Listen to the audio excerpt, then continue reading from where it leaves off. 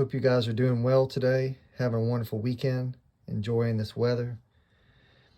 Anyway, I just wanted to get on here and just give a proper shout out to these guys. I got to be a part of a maker swap this past week with Matt and Crawford. Matt of Knife Crazy and Crawford of Carolina Knives.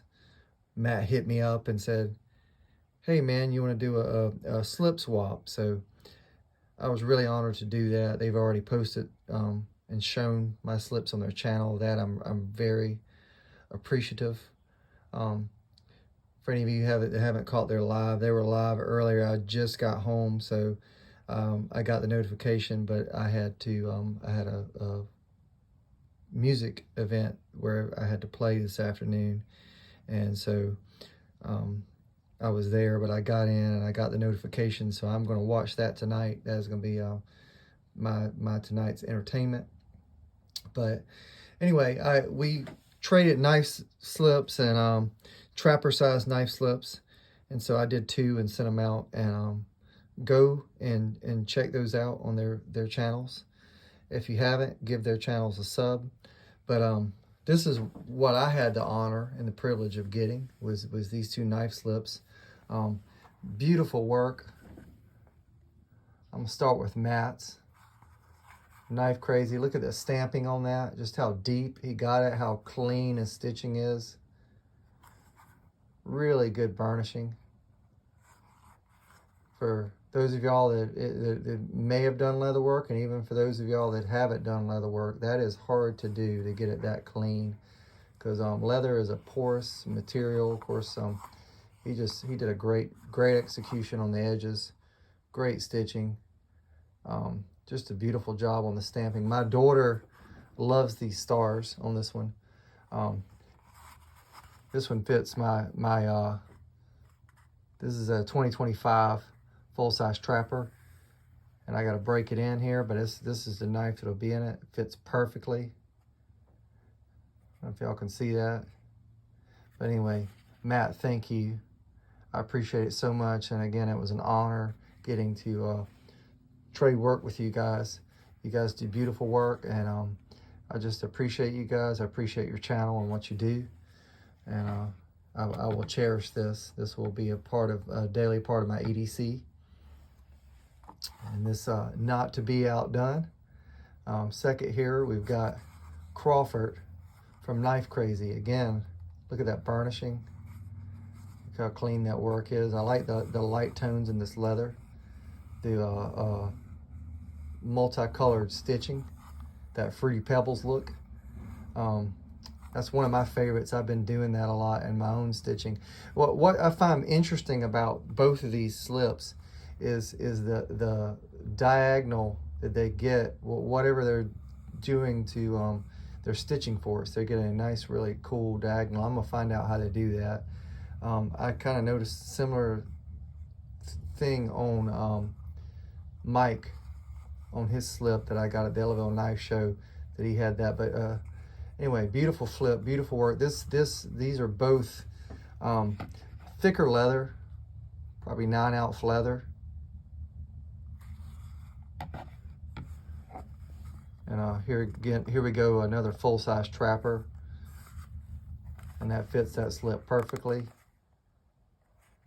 And I'm gonna break both of these in. Again, guys, I appreciate it. I will cherish these. I'm thankful for these. I'm very impressed with y'all's work. I just love the attention to detail and the design of both of these slips. And I like even though this is a father-son duo here, I like the slight maker's differences between, you know, where Crawford rounded the top of his over, and Matt kept more of a square line, but still softened those edges. So it's really, both of these are really easy in the pocket. But guys, thank you. I'm honored, and I appreciate them, and I will cherish these, and I will have these forever and ever. And again, check out both of these channels, Knife Crazy, Carolina Knives. You won't regret it. They do some great lives. They've just got a good natural banter with one another, which they would, being father and son, but you can tell they really love one another and get along greatly, and they have a lot of knowledge about knives. I learn something every time I watch their channel, and when I join the chat, they just make you feel welcome and like your family, and that's what we appreciate them, and their father Wade on the Knife Doctor's channel. Wade is just an easy guy, and these guys didn't fall far from the tree. So again, I appreciate you guys. Thank y'all so much for this opportunity, and I hope to see y'all here at Ellaville Knife Show soon.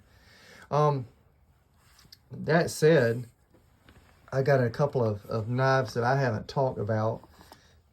These were not too long ago pawn shop acquisitions to me.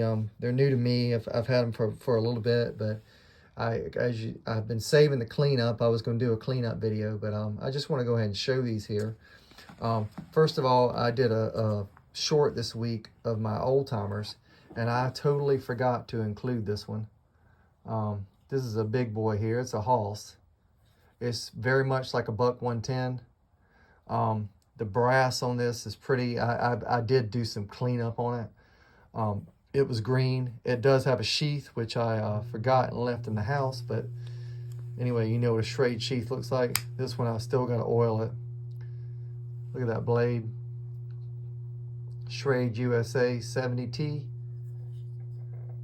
I'm not sure what year this one is, but anyway, I was stoked to get it. Again, this one needs oiling and a little more cleanup. I've got to go renew some of my cleaning supplies. Look at all that brass. Anyway, great knife.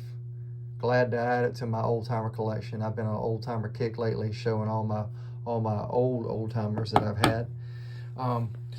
Second here, I found this case, and I think I paid like 20 bucks for this. For anybody that knows anything about case knives or Blackie Collins, this is a Blackie Collins design. When I first saw the sheath, I was like, oh, okay, I've never seen one of these. That looks kind of cheesy. But then when I saw what it was, sorry, I bumped the camera there. This is a drop point design. The ones that I'm seeing online all have an upsweep, like just like a proper skinning knife. But what makes me think this is original, if you see the jimping here, and there are some fish guts. I live in Beaufort, South Carolina, so there are some kind of guts on that thing. Whether it be fish guts or deer or whatever, it don't matter to me. I'm not grossed out by that at all. But anyway, here's this drop point. It was a Blackie Collins design. I'm going to do some cleanup on this knife and a little more exploration to find out what it is.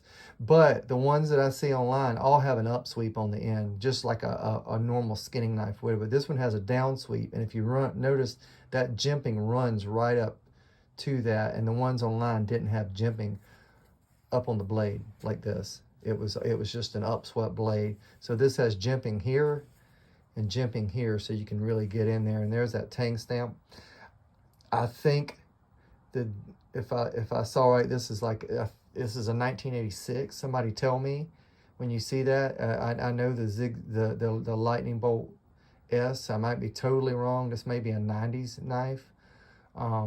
I'm gonna have to do some more research, but just forgot I had this. Wanted to pull it out. I'm actually gonna clean it up soon. But anybody know any info on it? Put it down in the comments. Again, this is a Blackie Collins design, and it said that somewhere on here. Oh, here it is, right here. Blackie Collins, right there. Blackie Collins design, legendary in the knife world. I've heard about him so much. And again, this is one of his things. Really cool knife, cool design, cool sheath. Again, sorry to bump the camera there. Anybody knows any information about this, like I say, shoot it down in the comments. Let me know what's up with it. And this last knife I want to show, excuse me, I got a little tongue tied there, is a Kinfolks, and the tang stamp on it. The last time they used this tang stamp was in 1957. Just before it was sold to Roberson Cutlery that same year. Look at that tooling, that stamping on this sheath. This sheath is original. Again, it's got the price on the back here. I may have showed this. Oh no, I was working on a future video here, a leatherwork video, and I showed this sheath. So, but anyway, I got this around the same time that I got this Blackie Collins. Again, it was just in a bunch of knives. This one needs major cleanup. I also got a case fin on that same haul, and again, about $20 I paid for each of these. See, there's that kinfolk stamp, and if you notice that K loops under the USA, and so that's a pretty good indicator that this is just before they were sold out. Look at that long blood groove on here. Stacked leather handle, aluminum pommel. I'm gonna do, like I say, I'm gonna do some cleanup on this soon. It looks in pretty good shape. It doesn't look like anybody got crazy with the grinder marks. Beautiful knife. It's gonna clean up like a champ, like Doc would say. So again, another like $20. Look at that welt. Now again, and then before I get off of here, and I won't go too long here, look at the welt on this. This was a factory done sheath, and you can see, you know, the way this was put together. And of course, you gotta create that loop and you know, conceal it. And then of course they thin that leather out. But check out the welt on that. That's a factory done welt, and you can see the separation. Of course, this is a very old sheath, but this is what I'm talking about, like on Matt sheath and on Crawford slips. You see basically the same thickness of leather, but look how clean that work is. And again, this was a factory thing. This is a beautiful sheath on this knife, no doubt. But you know, this was a factory done piece where these two slips were done by hand. But anyway, I'm gonna look forward to cleaning this knife up. Look for it in future videos. Again, this Blackie Collins. Let me know information about it. If you anybody who knows anything about these knives, let me know if that drop point is original, which I do think it is, and of course what year it is. And again, Matt and Crawford, thank you guys so much for these slips. Again, perfect homes for both of my trappers. And I thank you for the opportunity. I thank you for the shout out on y'all's channel. Again, I hope you guys, everyone's having a wonderful day, a blessed day. And I'll talk to you soon. And this is Stephen Jeffrey from SJ Relics signing off. Thank you and God bless.